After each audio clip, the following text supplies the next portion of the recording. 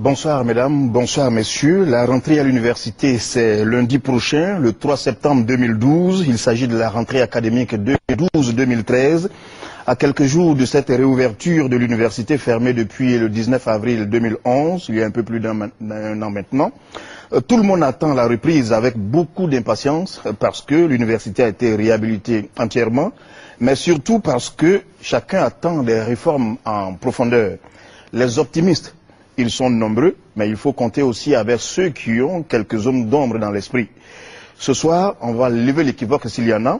On va dissiper tous les doutes avec le ministre de l'Enseignement supérieur et de la Recherche scientifique, M. Cissé Ibrahima Bakongo lui-même, qui a suivi notre plateau. Bonsoir, Monsieur le ministre. Bonsoir, M. Fofana Lassina. Je suis vraiment pressé de parler de l'université avec vous après un an de fermeture. Aujourd'hui, quel bilan vous faites? Est-ce que vous pensez que nous avons gagné quelque chose? Je voudrais dire que oui. Comme à quelque chose malheur est bon, il a fallu les événements de la crise post-électorale pour décider le gouvernement à prendre la mesure qu'il a prise, à savoir fermer les universités le 19 avril 2011. Il ne s'agissait pas de fermer les universités pour les fermer, il s'agissait de les fermer pour repartir d'un nouveau pas. Aujourd'hui, on peut dire que la décision a été salutaire dans la mesure où nous allons faire effectivement un nouveau départ, pour ne pas dire un départ nouveau, parce que nous plaçons cette rentrée sous le signe du départ nouveau. J'ai envie de dire comme ça, si l'université n'avait pas été fermée, qu'est-ce qui se serait passé, à votre avis? Je ne peux pas être devin pour le savoir, mais je pense qu'il fallait absolument que nous passions par une mesure de cette nature, c'est-à-dire une mesure draconienne, pour nous permettre vraiment de redonner à notre université son lustre d'antan. Et nous avons constaté qu'il y a une réhabilitation, il y a eu... Les travaux ont consisté à quoi exactement? Alors en réalité, il faut procéder à une correction du vocabulaire. Au départ, nous avions envisagé de faire des travaux de réhabilitation, mais chemin faisant, vous pouvez le constater vous-même, aussi bien à Abidjan, à Bouaké, à Korogo qu'à Daloa, les travaux ont été plutôt des travaux de reconstruction totale, parce que vous le savez bien, comme nous, que nos universités avaient été cassées, entièrement cassées, au moins pour les deux d'Abidjan. Pour les deux d'Abidjan, elles avaient été cassées totalement. Celle de Bouaké, devenue université Alassane Ouattara, n'avait plus qu'un seul campus parce que le campus 2 était aussi cassé totalement, avait été envahi par les hautes herbes, pour ne pas dire par la forêt. Mais aujourd'hui, ces universités font peau neuve. Elles renaissent donc de leur cendre. La rentrée, la réouverture est annoncée pour le 3 septembre. Est-ce que, Monsieur le ministre, vous êtes prêt? Je peux le dire avec beaucoup de conviction, nous sommes prêts. Nous sommes prêts non seulement au plan des infrastructures qui ont été reconstruites, presque entièrement, mais également au niveau des équipements et des mobiliers. Donc tout est fin prêt pour que le 3 septembre prochain, nous puissions remettre les clés des universités aux autorités universitaires. Le 3 septembre. Alors, Monsieur le ministre, vous allez suivre avec nous, c'est sûr, et là je m'adresse aux téléspectateurs, de passage ou d'un peu plus loin, vous avez aperçu des bâtiments qui sortaient de terre sans y voir l'intérieur. Alexis Ouedraogo est allé sur le terrain pour voir pour vous, en échangeant avec des personnes qui ont vécu le passé et qui vivent le présent de l'université. Voici son témoignage. Les universités de Côte d'Ivoire s'illuminent. Les traces du passé s'estompent sur les travaux importants réalisés par le gouvernement. Hier, ni de violence, de tricherie et autres dérives morales, l'université ivoirienne aujourd'hui fait peau neuve. C'est en 1964, après son accession à l'indépendance, que la Côte d'Ivoire se lance dans la formation de ses cadres. Une université est ouverte en vue de donner les compétences nécessaires aux futurs dirigeants.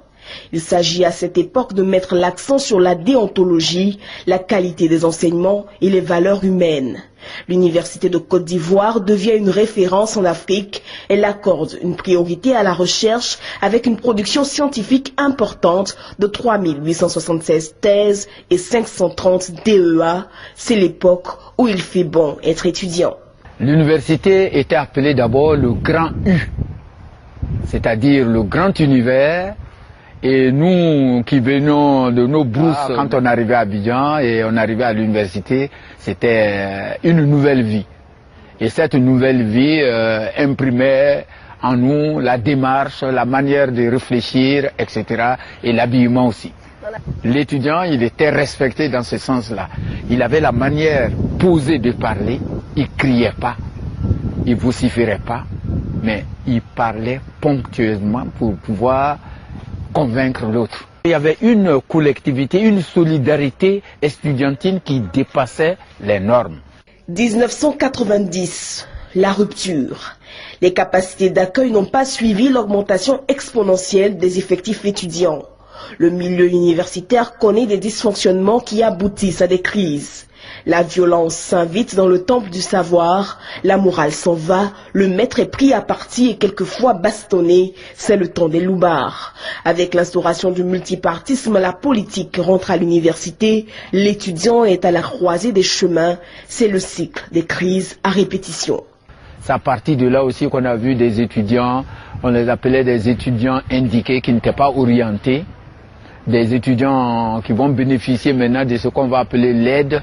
Parce qu'on a constaté que dans les cités universitaires maintenant, excusez-moi d'être un peu vulgaire, quand ton slip tombait, ton caleçon tombait à l'époque, à la cité rouge, le lendemain matin, tu descends, tu retrouves le caleçon en l'état, tu le prends, tu le laves et tu le reprends.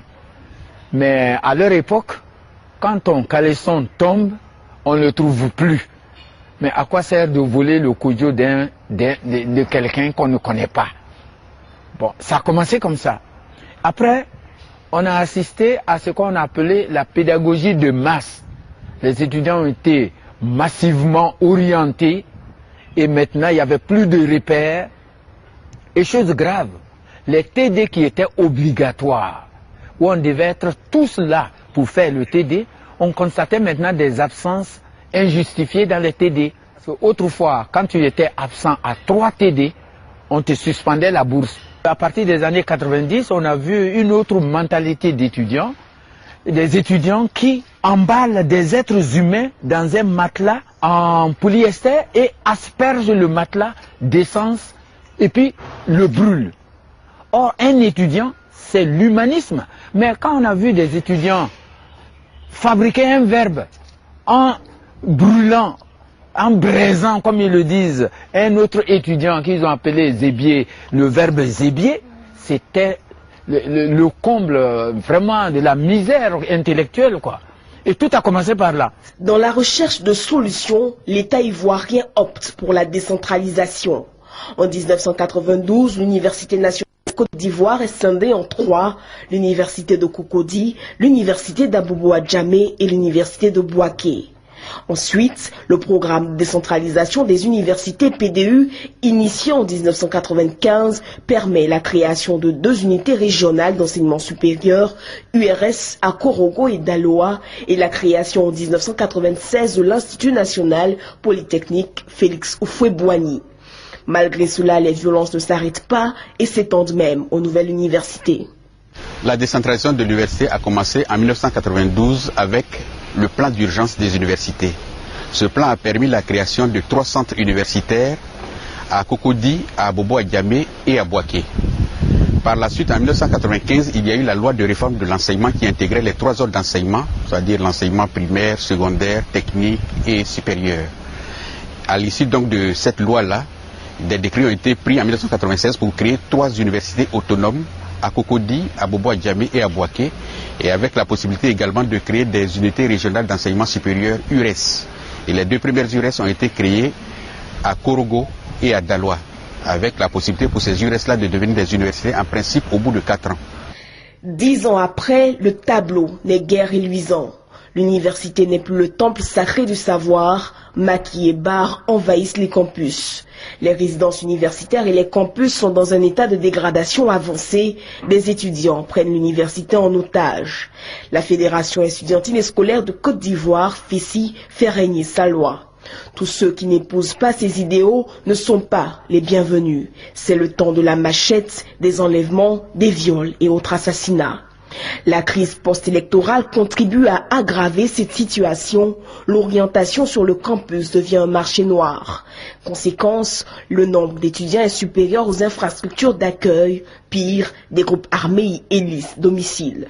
L'université ivoirienne de demain entend répondre aux défis de la mondialisation, s'imposer comme une université de renom. Nos voeux pour l'université du futur, l'université de Côte d'Ivoire de demain, c'est une université citoyenne qui apprend à réfléchir, à transcender la réflexion et à se projeter dans l'avenir sans recourir à quelque arme que ce soit. L'étudiant de demain, son arme, sa véritable arme, c'est ce qu'il a appris, c'est-à-dire le savoir, le savoir-faire et le savoir-être, fondamental pour nous. Parce que la bataille de demain, ou la guerre de demain, sera une guerre intellectuelle. Pendant que nos collègues envoient leurs étudiants aller sur Mars, ce n'est pas la peine que nous, on se cherche ici encore ou on se tire dessus encore avec des calaches qui n'existent même plus dans la logistique même des armées modernes. Il faut ajouter à cela donc un village universitaire, une ville universitaire, qui est donc une émanation, une idée du chef de l'État actuel, le président Alassane, de créer donc un grand campus universitaire qu'on appelle la ville universitaire, à l'instar de Louvain-la-Neuve, qui a été donc notre modèle. Louvain-la-Neuve, qui est un grand centre universitaire avec toutes les commodités d'une ville, à l'intérieur de laquelle la ville appartient à l'université et l'université est à l'intérieur de cette ville-là. Les universités de Côte d'Ivoire reviennent de loin après la crise qu'a connue le pays. Le président Alassane Ouattara, qui a placé la jeunesse au cœur de ses actions, a donné les moyens au gouvernement pour offrir aux jeunes de Côte d'Ivoire une université nouvelle, étoile du continent africain. Il faut tout simplement y croire. Voilà, monsieur le ministre, Alessio Ouedraogo nous a présenté l'université à l'époque et l'université maintenant. Quand vous écoutez le témoignage que vous avez écouté tout à l'heure dans le document, quelle est votre première réaction? Ma première réaction est d'abord de saluer les Ivoiriennes et les Ivoiriens, tous ceux qui ont cru en nous, qui ont cru au président de la République, qui ont cru au gouvernement, qui ont pensé que la mesure qui a été prise était une mesure salutaire, pouvait conduire à un rebond de notre université avec grand U. Je voudrais donc à toutes ces personnes-là dire merci pour leur esprit citoyen, merci pour leur esprit républicain. Parce que sans leur soutien, malheureusement, nous aurions été encore à la recherche de solutions. Aujourd'hui, nous sommes quasiment au bout du tunnel. Le 3 septembre, c'est lundi prochain. Chacun pourra venir voir, constater, toucher du doigt si la décision prise par le président de la République et le gouvernement a été une bonne décision ou pas. Monsieur le ministre, nous avons mis l'accent sur l'université de Cocody et on a vu ces images-là. Mais qu'en est-il aujourd'hui de l'université de Bouaké, des URS de Korogo et de Daloa? Les travaux sont achevés? D'abord, je voudrais dire que les dénominations ont changé. L'université de Cocody s'appelle désormais l'université Félix Houphouët-Boigny. On va s'habituer bien. L'université d'Abobo-Adjamé s'appelle désormais l'université Nangui Abrugwa. L'université de Bouaké désormais s'appellera l'université Alassane Ouattara. L'URS de Korogo, c'est-à-dire la future université de Korogo, s'appellera l'université Pélé-Forogon Koulibaly. Et enfin, l'université, la nouvelle de Daloa, l'actuelle URS de Daloa s'appellera Université Jean-Louis Guédé. Alors, les travaux ont concerné toutes ces structures universitaires. Je dis bien toutes ces structures universitaires, y compris leur excroissance.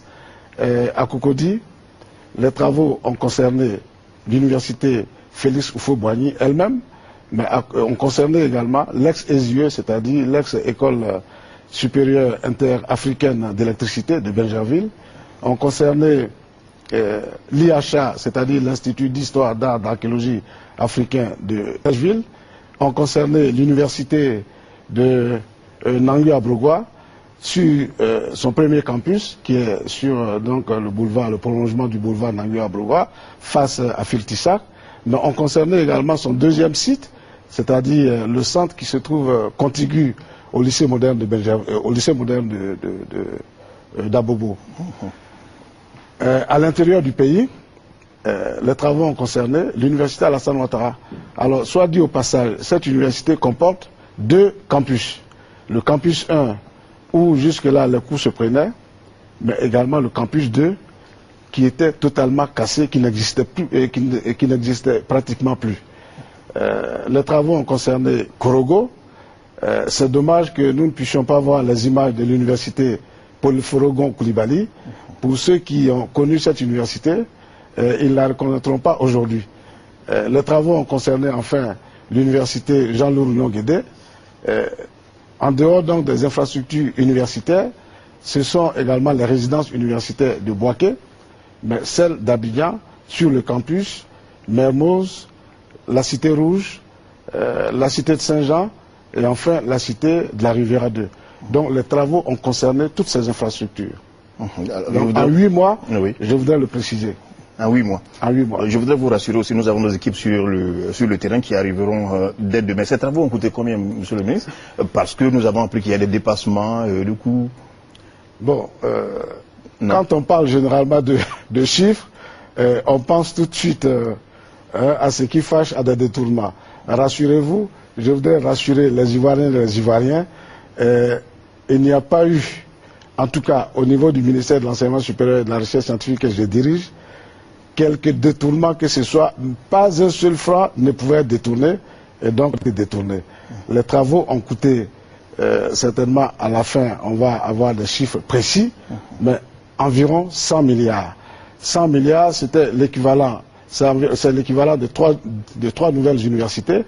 Mais à quoi aurait servi de construire de nouvelles universités quand celles que nous avons déjà étaient donc dans l'état où elles étaient. Donc le gouvernement a fait le choix de réhabiliter, de reconstruire, devrais-je dire, les universités dont nous disposons pour pouvoir par la suite regarder l'avenir avec beaucoup de sérénité. Donc 100 milliards environ. Nous avons fait un constat aussi, les résidences universitaires. Il y a certaines résidences qui sont en construction actuellement, qui sont en réflexion. On est passé sur le terrain, on a constaté que, par exemple, la cité d'Abobo n'ont pas été touchées. Tout à fait. Ouais, il fallait devant donc les urgences à gérer, devant les priorités, il fallait donc se fixer des objectifs. L'objectif cardinal que nous avons choisi, c'était de faire en sorte que la rentrée universitaire puisse avoir lieu dans les meilleurs délais pour écourter le délai d'attente des parents, des étudiants eux-mêmes. Et pour ce faire, nous avons choisi de réhabiliter d'abord les infrastructures administratives, les infrastructures académiques. Se trouve tout simplement que sur le campus de Cocody, il y a des résidences que nous avons, chemin faisant, donc réhabilitées. Ben, nous envisageons évidemment la réhabilitation de toutes les résidences universitaires, mais il fallait donc commencer quelque part et en ayant à l'esprit donc de réduire le délai d'attente des parents d'étudiants, des étudiants de l'ensemble des Ivoiriens. Et donc les résidences universitaires n'ont pas encore été reconstruites? Les résidences universitaires qui n'ont pas encore été touchées par les travaux sont celles de Port-Boué, de Vridi, d'Abobo, de Williamsville, de 220 logements et d'Abobo. D'accord, et c'est pour très prochainement? Pour très prochainement, bien sûr. Après la rentrée, les travaux dans ces résidences vont démarrer. Un exemple, un chiffre. L'université Félix Houphouët-Boigny, construite à l'époque pour accueillir 7000 étudiants, en accueillera combien à la rentrée prochaine? À la prochaine rentrée, quand on se réfère aux derniers chiffres donnés par le recensement, l'opération de recensement que nous avons engagée depuis le 12 mai dernier, nous sommes à 43 607 environ, 43 607 étudiants qui se sont fait identifier, qui ont été identifiés, dont l'inscription a été validée. Donc ce sont 43 607 étudiants qui vont donc faire leur entrée à l'université Félix Houphouët-Boigny de Cocody. Félix Houphouët-Boigny de Cocody. Alors, combien d'étudiants au total aujourd'hui? Au total, selon... Inscrits, qui sont déclarés et inscrits correctement. Bon, on va faire l'addition ensemble. Cocody, c'est-à-dire l'université Félix Houphouët-Boigny fait environ, j'ai dit 43 607. L'université Alassane Ouattara fait environ 13 500. L'université Nangui Abrogwa fait 5 600. Et enfin, dans les deux universités, Alassane Ouattara d'une part et Nangui Abrogwa d'autre part, les chiffres que je vous ai indiqués intègrent les effectifs de Korogo et de Daloa. Parce que Korogo, pour le moment, est sous la coupole de Boaké et Daloa est sous la coupole de Nangui Abrogwa. D'accord. Alors, est-ce qu'aujourd'hui, l'identification des étudiants est totalement terminée? L'opération avait commencé. L'opération d'identification qui a démarré le 12 mai dernier, d'abord par une identification, parce que après la fermeture des universités, les étudiants sont partis pour beaucoup sous d'autres cieux.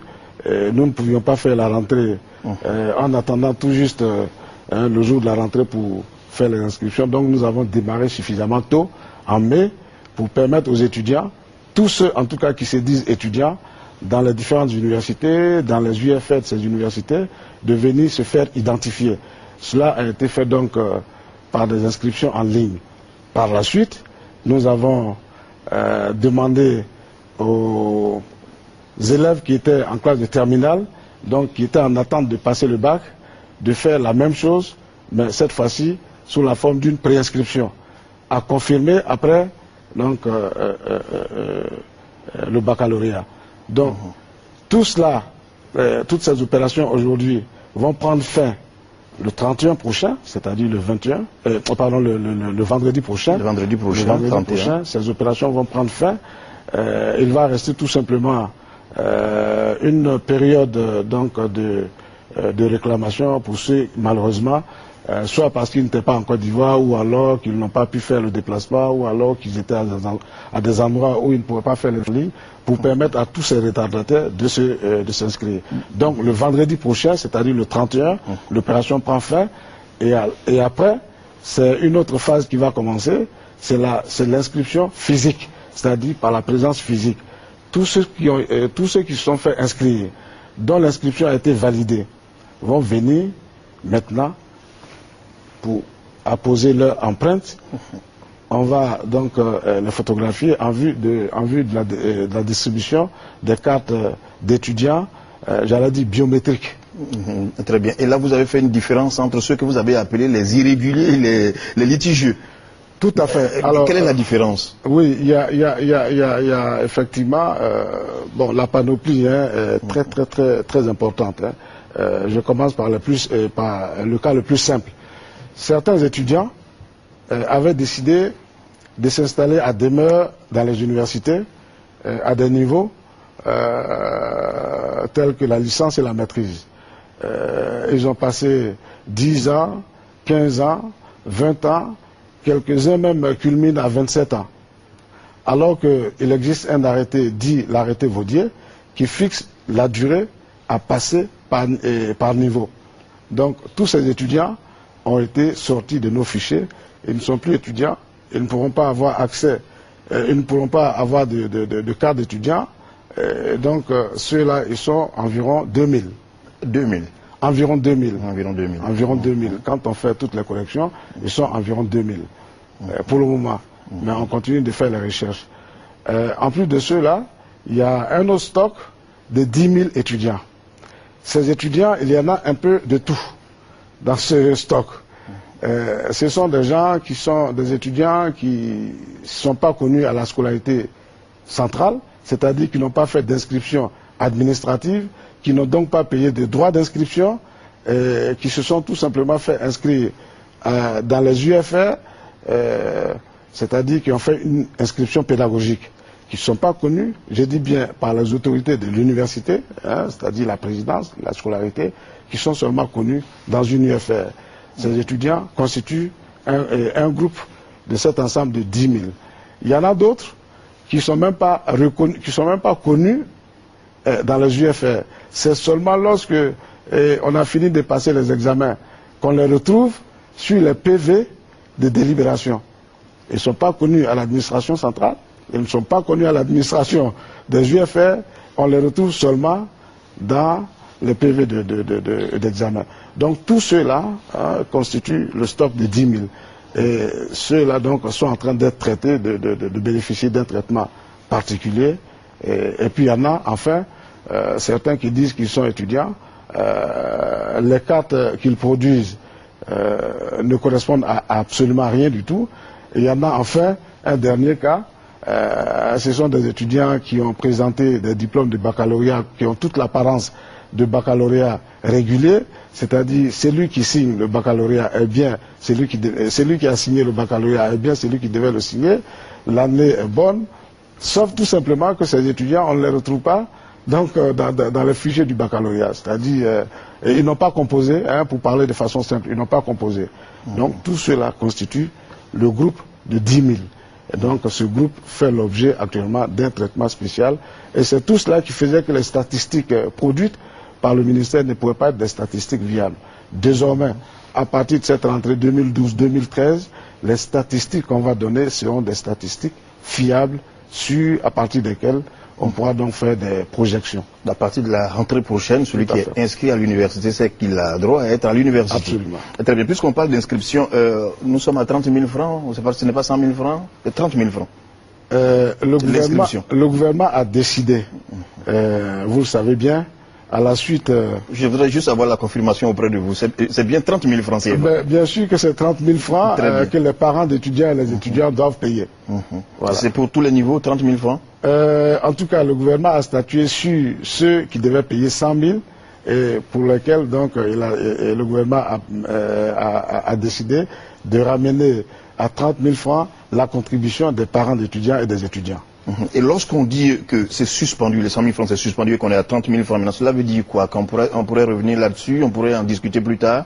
En tout cas, c'est la décision qui a été prise par le gouvernement. Le gouvernement a décidé, compte tenu de tout ce qu'on sait, de l'environnement, de la situation socio-économique du pays, des conditions de précarité dans lesquelles vivent les Ivoiriens et les Ivoiriennes, le gouvernement a décidé de ramener les 100 000 à 30 000 francs, en tout cas comme contribution à payer par les étudiants et les parents d'étudiants. Pour cette année, pour l'année universitaire 2013-2014, 2014-2015, il est évident que si les situations changent, les raisons qui ont poussé le gouvernement à prendre la décision qu'il a prise ne valant plus, ben évidemment, les montants qui avaient été annoncés par les autorités universitaires seront certainement appliqués ou en tout cas revus pour que l'on s'approche de ces montants. Et je voudrais faire marche arrière pour parler de certains étudiants que nous avons vus. Là, je parle de la réhabilitation de l'université. Nous avons vu certains étudiants sur le terrain. Quelle était la tâche que vous leur avez confiée? Vous voulez parler des étudiants que nous avons engagés dans le cadre du volontariat? Oui, nous en avons aperçu certains. Absolument. Ils étaient aussi bien. Ils étaient réguliers là. Absolument. Ils étaient aussi bien à l'université Félix Faubani qu'à l'université Nangui Abrogwa. En fait, nous sommes, après analyse, parvenus à l'idée que les étudiants ne devraient pas rester, j'allais dire, en retrait par rapport à tout ce qui se faisait sur les campus. Que c'est parce que les étudiants se sont toujours considérés comme étrangers à la vie des universités, se sont toujours considérés comme des simples apprenants, comme des acteurs passifs, que nous avons connu toutes les situations malheureuses que nous avons connues, c'est-à-dire les actes de vandalisme, les actes de pillage auxquels ils se livrent souvent. Nous avons donc décidé de les impliquer, de leur montrer qu'ils étaient des acteurs de premier plan donc, de la vie des universités. Donc en venant s'impliquer dans les travaux de réhabilitation, dans les travaux de reconstruction de nos universités, c'est vrai, seulement avec en faisant du planting ou bien en faisant de la peinture des bords de voie, cela leur donne quand même le sentiment d'être impliqués effectivement dans la vie des universités et donc de prendre, j'allais dire, de prendre soin donc des infrastructures qui sont mises à leur disposition, des équipements qui sont mis à leur disposition. Monsieur le ministre, je souhaiterais qu'on parle des innovations à l'université. Si nous parlons de départ nouveau, c'est qu'il y a des innovations certainement. Qu'est-ce qui va véritablement changer cette année-là? Par exemple, sur la disponibilité d'Internet à l'université. Tout à fait. On rêve quelque peu lorsqu'on nous dit vous ferez des cours depuis le domicile, vous suivrez votre enseignant depuis les amphis. C'est la réalité? Oui, j'allais dire que je voudrais considérer qu'avec vous, que c'est un rêve, mais c'est un rêve qui devient réalité. En réalité, ce rêve ne devait même pas en être un. Nous sommes en 2012, le monde qui bouge, partout on considère finalement les tablettes comme étant comme des stylos que nous achetons à 25 francs, comme des portables. Et donc, ces innovations nous permettent tout simplement de rattraper un retard. Grâce donc à l'effort financier colossal que le gouvernement a déployé, toutes nos universités sont donc interconnectées entre elles. La fibre optique a été installée aussi bien à Abidjan, à Boaké. Abidjan, c'est Cocody, le campus de Cocody, le campus d'Abobo à Djamé. À l'intérieur, donc, c'est le campus de Boaké. Les deux campus de Korogo et de Daloa vont suivre.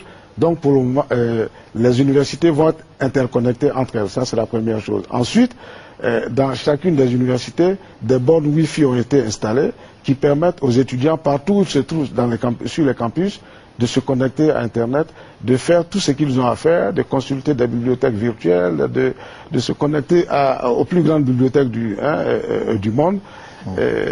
Ensuite, ces installations vont permettre de faire des cours en ligne.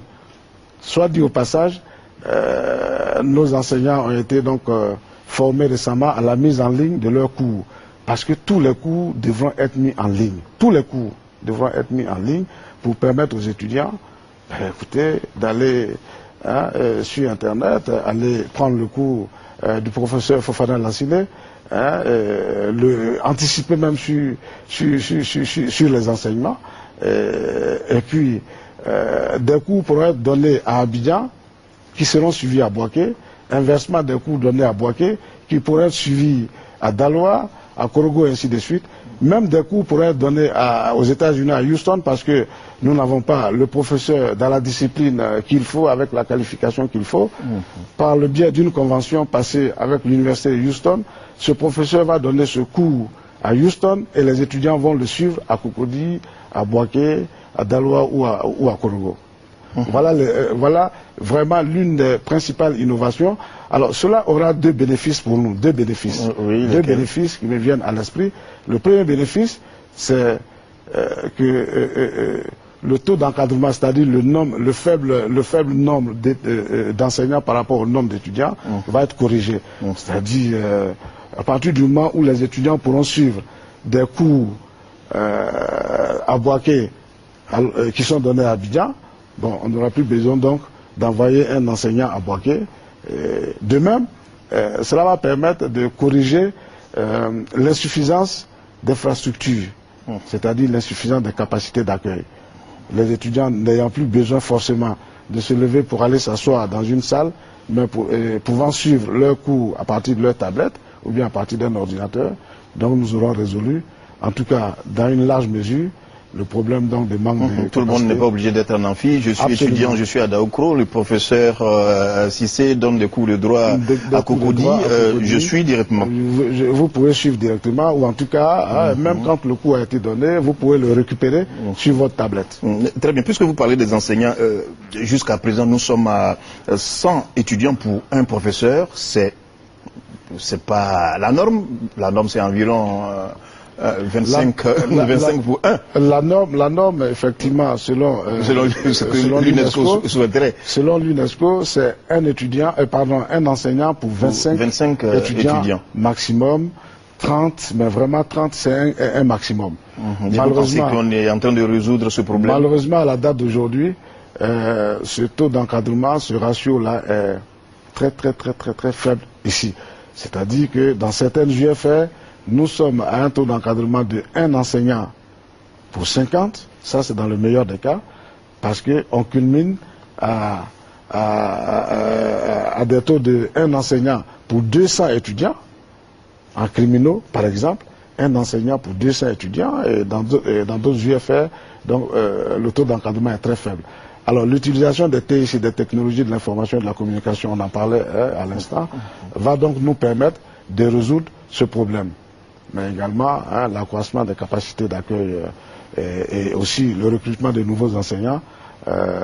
Ces différentes mesures vont nous permettre de corriger ce taux d'encadrement. Un mot sur le recrutement de nouveaux enseignants. Vous avez fait appel à la diaspora, on se bouscule à la porte de nos universités? Oui, dans la perspective de la prochaine rentrée, effectivement, nous avons envoyé une mission en Europe qui a fait la Belgique et la France.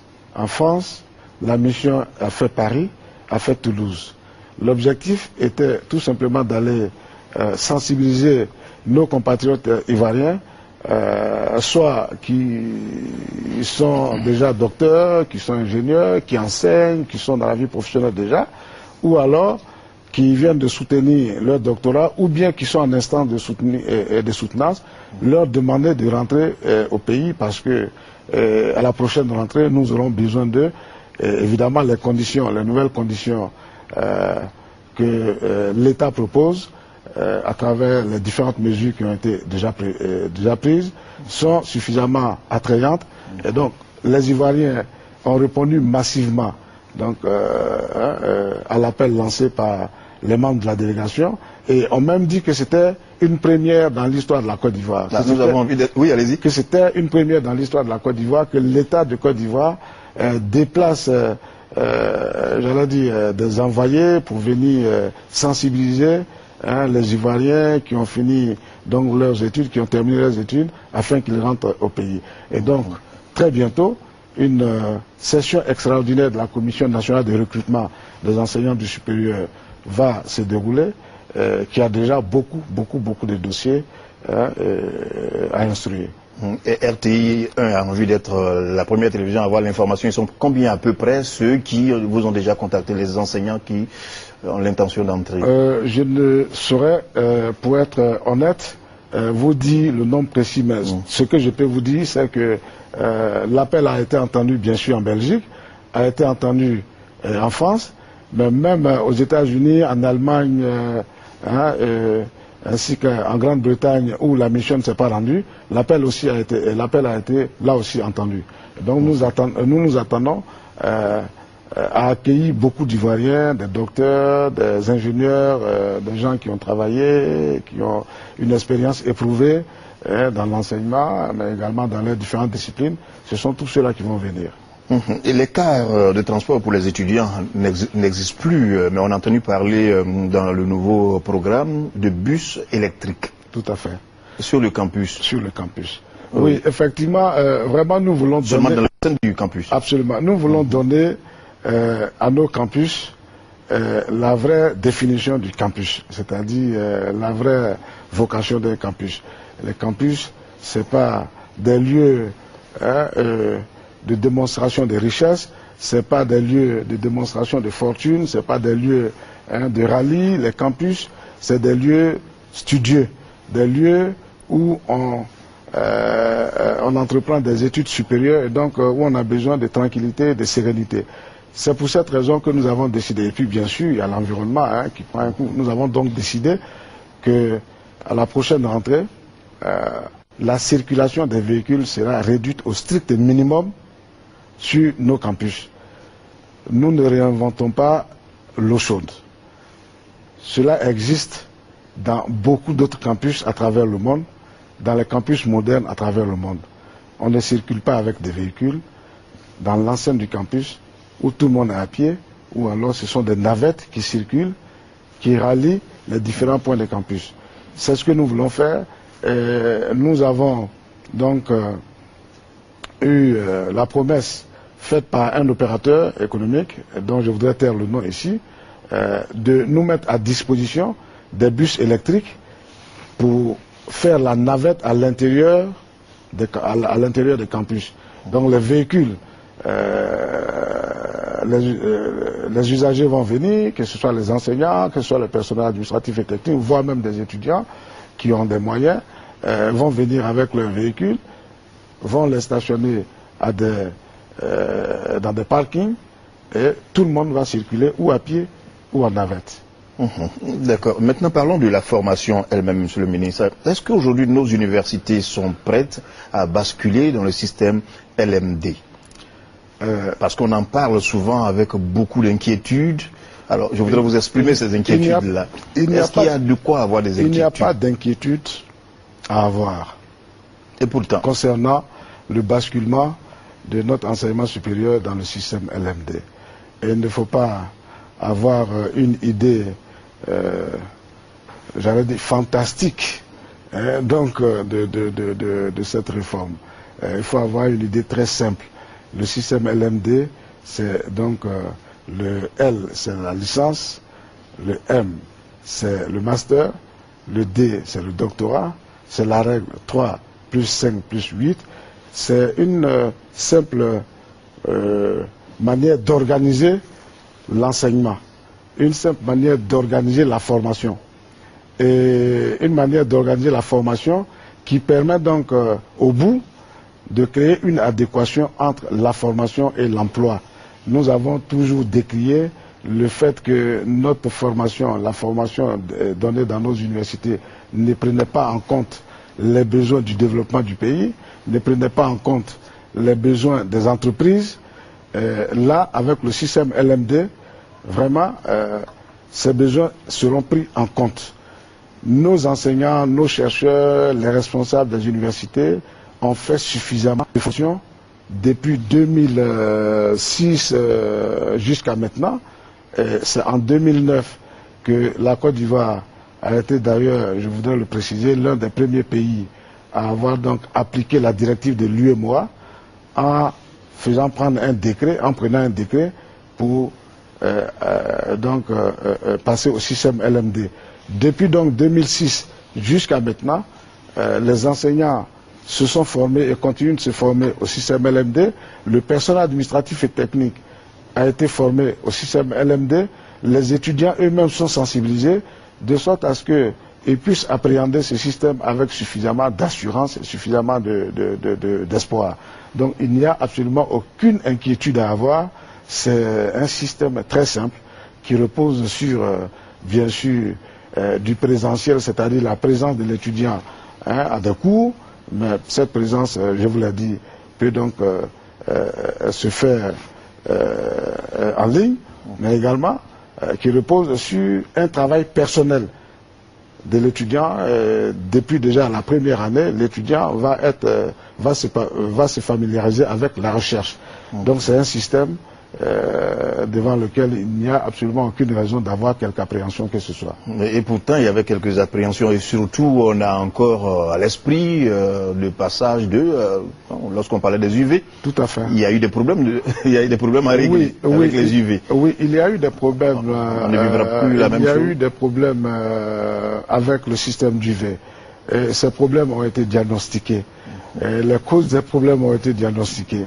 Et c'est justement fort donc des conclusions de ce diagnostic que nous abordons le système LMD avec beaucoup d'assurance, parce que nous tirons le meilleur parti de tout ce qui n'a pas marché, mais aussi de tout ce qui a marché dans le système LMD pour corriger, dans le système d'UV, pour corriger et aborder le système LMD avec beaucoup de conviction, avec beaucoup d'assurance.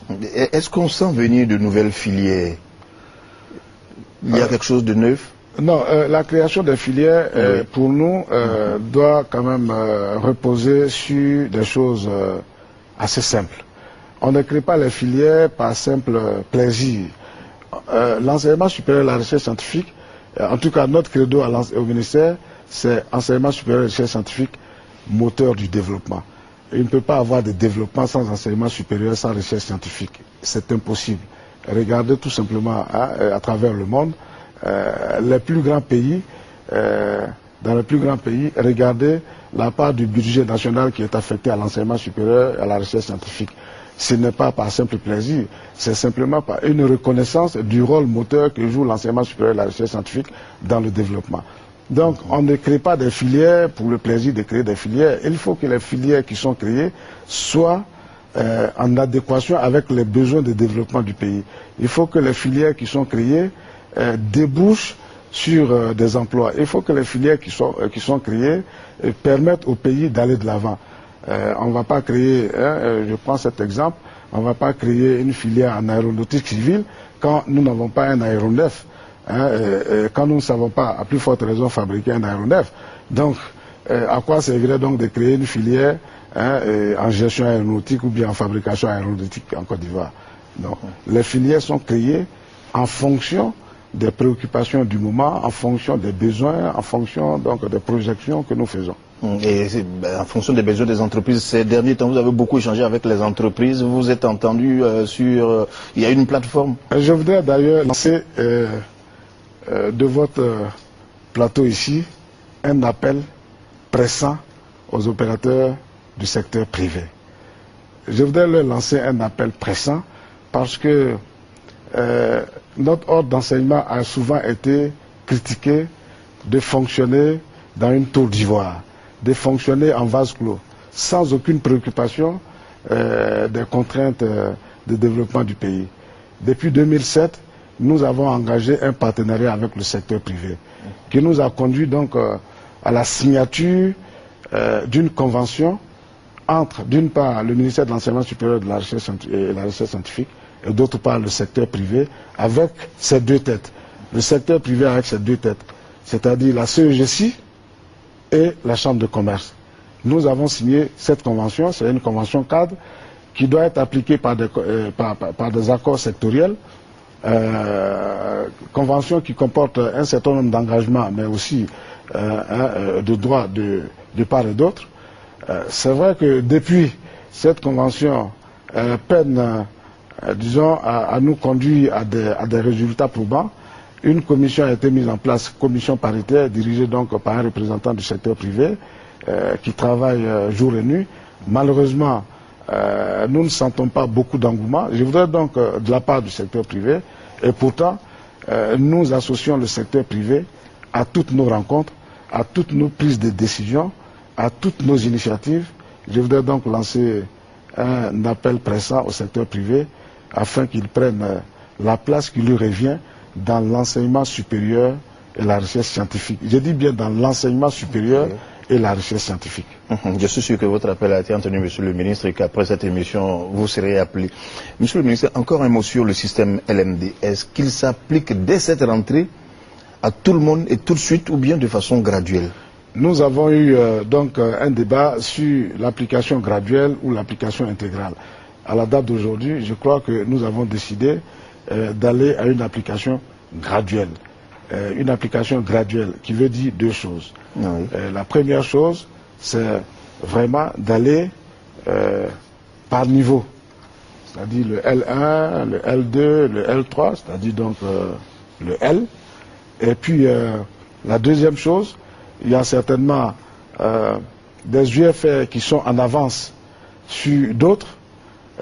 Ces UFR pourront aller immédiatement, peut-être même pourquoi pas au M, mais les UFR qui ne sont pas totalement prêtes pourront aller par la suite.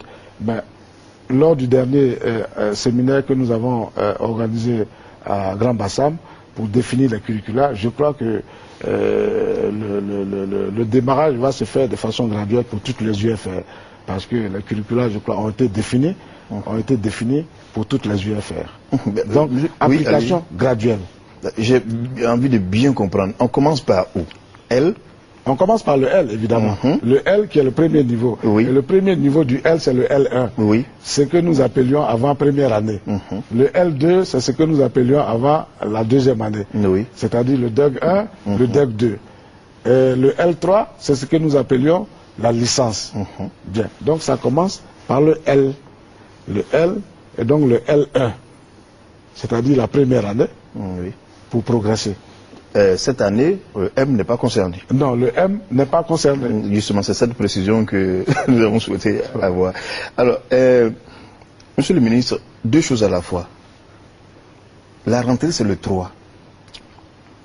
Mais les étudiants ne seront pas dans les amphis le 3. C'est cela. C'est cela. Le 3, qu'est-ce qui se passe? Le 4, qu'est-ce qui se passe? Le 5, qu'est-ce qui se passe jusqu'à la fin de la semaine? Bien. Alors, ce qui va se passer est très simple. Vous vous souvenez, je voudrais le rappeler, le 19 avril 2011, le gouvernement a décidé de la fermeture des universités Félix Houphouët-Boigny d'aujourd'hui, Nangui Abrogwa, du CRU, c'est-à-dire le Centre régional des œuvres universitaires d'Abidjan, l'université de Bouaké, bien que n'ayant pas été fermée formellement, s'est trouvée être fermée de fait en raison de sa relocalisation à Bouaké qui donc impliquait que l'université ne puisse pas fonctionner.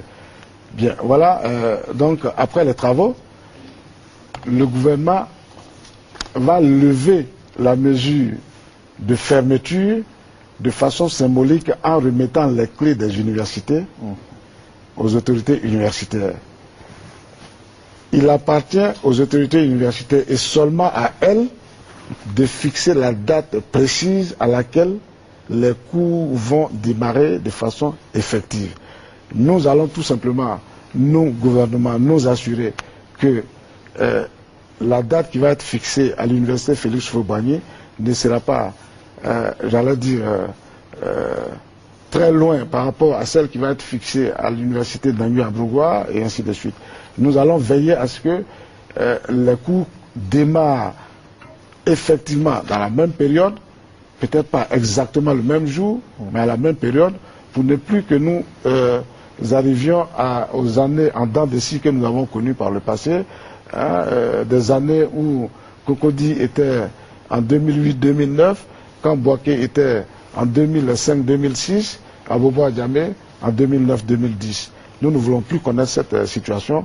L'université redevient une université digne de ce nom, avec un calendrier bien connu, un calendrier bien défini, dans lequel on sait quand est-ce que les cours commencent, quand est-ce qu'on fait les premières sessions d'examen, les deuxièmes sessions d'examen, les vacances, et ainsi de suite.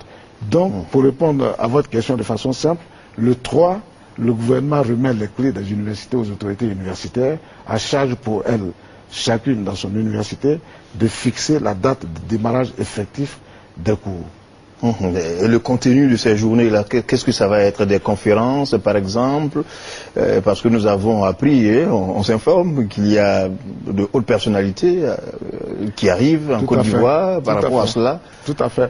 Alors, justement, en fait, c'est pour donner un sens et du sens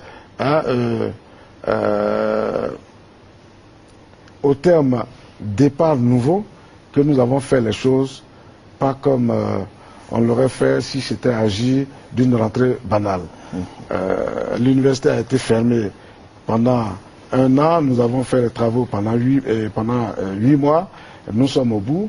Nous ne voulons pas que nos universités replongent dans la situation dans laquelle elles ont plongé jusqu'à devenir ce qu'elles étaient devenues.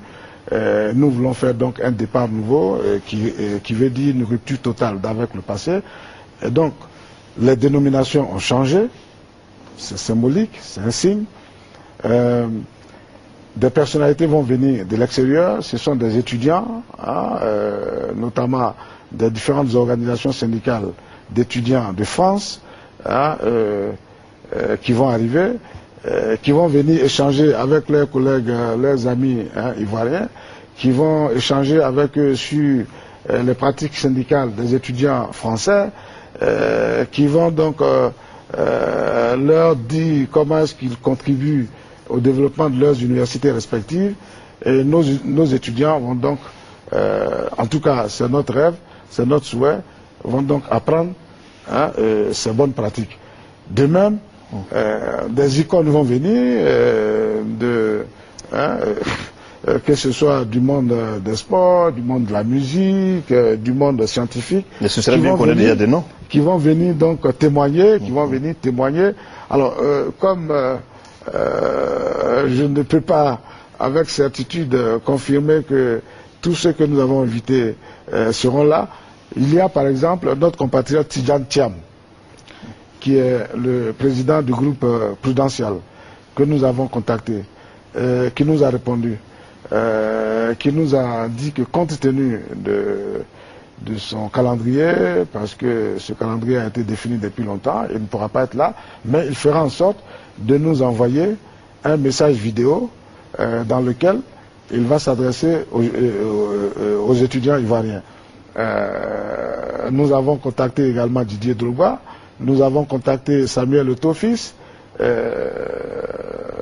pour ne citer que ceux-là, Myriel Aouré, je crois, pour ne citer que ceux-là, pour que ces icônes, en tout cas qui sont pour nous des icônes, viennent témoigner, viennent dire à nos étudiants que, j'allais dire, la satisfaction est au bout de l'effort.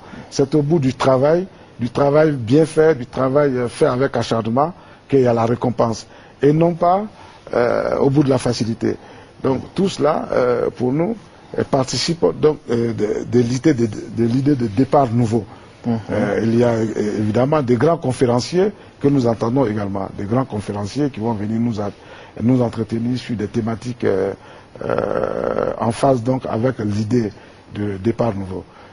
Il y aura également, bien sûr, au cours de ces journées, des expositions, deux expositions, une exposition sur le salon de l'enseignement supérieur. Ce sera donc une plateforme de rencontre entre les enseignants, les chercheurs, en gros les universités d'une part, et les étudiants, les parents d'étudiants et tous les partenaires potentiels, les entreprises notamment. Au cours de cette plateforme de rencontre, les universités, nos structures universitaires vont présenter nos offres de formation, nos filières, les filières dont nous disposons dans nos universités, afin de voir si ces filières collent aux réalités et pourquoi pas également pour bénéficier des avis des partenaires, des entreprises. La deuxième exposition, c'est aussi une plateforme de rencontre entre les chercheurs cette fois-ci et des partenaires, des potentiels partenaires. Nos chercheurs cherchent et trouvent. Ils trouvent. Nos chercheurs cherchent et trouvent. Mais malheureusement, faute de communication ou par une faiblesse de la communication qui est faite autour des acquis de la recherche, tout se passe comme si nos chercheurs qui trouvent, on les cherchait. Et pourtant, on l'a vu en avril dernier, lors de l'exposition que nous avons faite à Yamoussoukro, comment les ministres de la CEDEAO qui ont fait le déplacement étaient émerveillés par les acquis de la recherche scientifique ivoirienne, par les acquis obtenus par nos chercheurs. Certains ministres même disaient qu'il fallait faire en sorte que l'INPHB, par exemple, devienne une école internationale. Parce que l'INPHB, à son stand, a présenté des acquis qui ont émerveillé. Donc nos chercheurs cherchent et trouvent. Malheureusement, les résultats de la recherche ne sont pas suffisamment valorisés, ne sont pas suffisamment connus. Et donc nous faisons en sorte que cette exposition soit un cadre de rencontre entre les chercheurs qui vont présenter leurs acquis et les potentiels partenaires qui pourront éventuellement les aider à valoriser leurs résultats. Vous promettez déjà que pour les chercheurs, vous mettez les moyens à leur disposition pour que leurs résultats soient revalorisés, que eux-mêmes soient revalorisés? Bien sûr, il n'appartient pas seulement à l'État de mettre à leur disposition les moyens. L'État fait déjà beaucoup. C'est vrai que c'est pas suffisant, mais l'État fait beaucoup. L'État fait beaucoup à travers donc les différents budgets qui sont alloués aux universités, aux instituts, laboratoires et centres de recherche, à travers les primes qui sont versées aux chercheurs, à travers les soutiens qui sont apportés aux projets de recherche. Mais il faudrait aller plus loin. L'État a même prévu dans le Code général des impôts une disposition qui permet donc aux entreprises de financer la recherche à hauteur de 200 millions de francs CFA par an.